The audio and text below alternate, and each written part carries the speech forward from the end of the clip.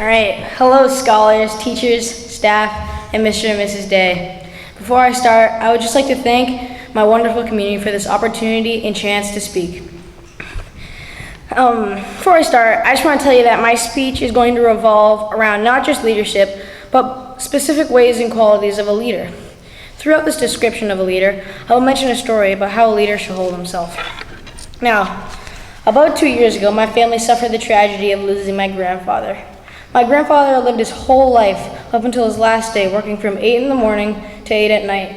He left little time for his family and friends, but my dad sensed something special about his father. The night of the wake came, and we expected it to be a short night, maybe 1 or 2 hours with maybe 100, maybe 2 visitors. Little did we know that it would be a very, very long night. Approximately 3,000 people attended the wake, and we were left wondering why. Throughout the night, my dad, his siblings, and his mom asked others they had never met how they knew my grandfather.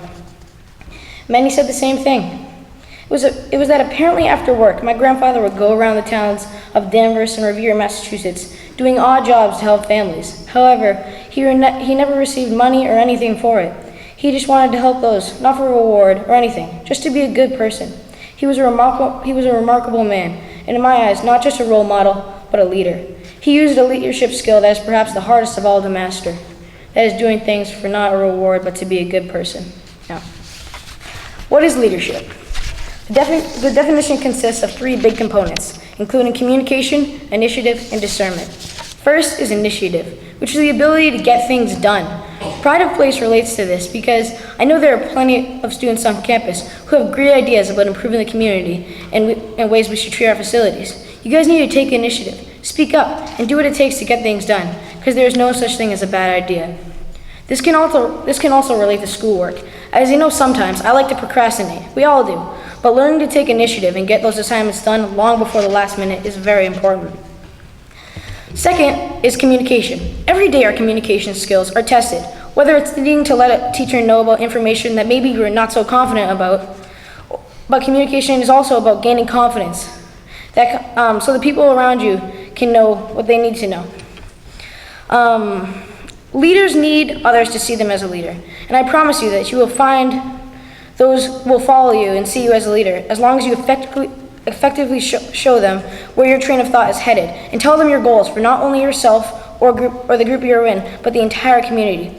Also, you need to show them positivity and that you are confident and have pride in the community and people around you, because the best leaders are followers at the same time. They're accepting of others' ideas and are able to communicate that well. However, no leader can ever communicate without positive energy. When a leader says something, he needs to be positive, otherwise the message is lost. I personally have found that in life, when you get negative, the message is lost in the minds who you are talking to. So communication is key, but positivity is what makes it work. The third and last part of leadership, to me, is discernment. This is the ability to make educated decisions. How do we master this skill, you may ask? Well, every day, you make big and small decisions. Discernment is the set of skills you need to consider that help you consider all sides of the scenario, so you can make the best decision, not for just that moment, but for the community later. Next, I feel I need to touch on some more specific details on why we need to practice having pride of place in the community we live in, and share the many reasons why it is needed to respect each and everything and everyone around us.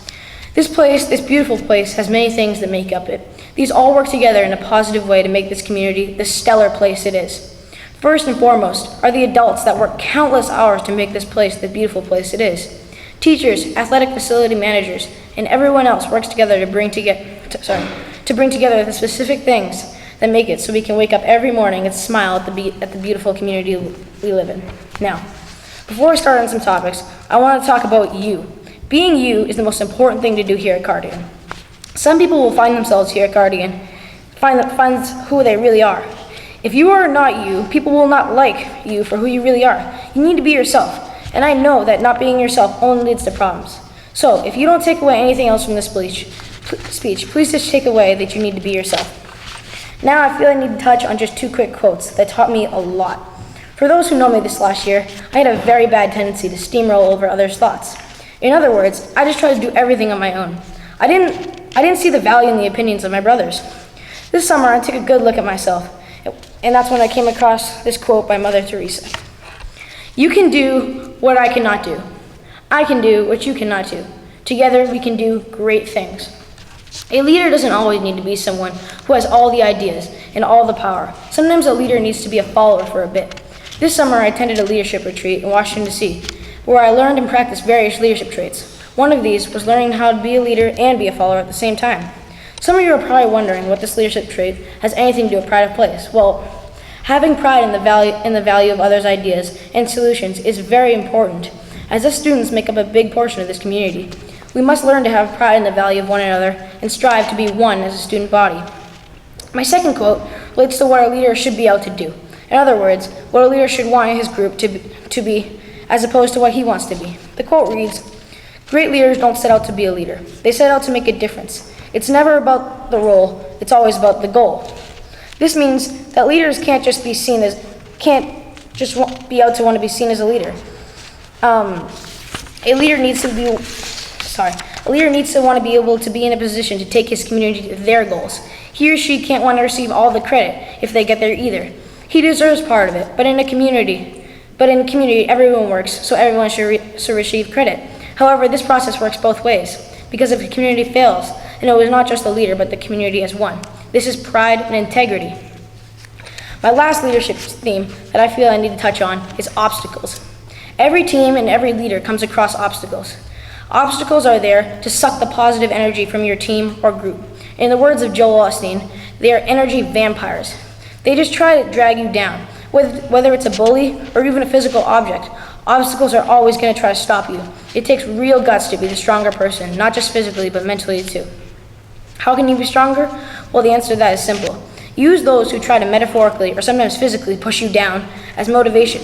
Be able to prove them wrong and show them that they only served as motivation in your life. You can't let those who try to drag you down get in your head. You need to be the stronger person. Next, I would like to share with you all how I really see Cardigan.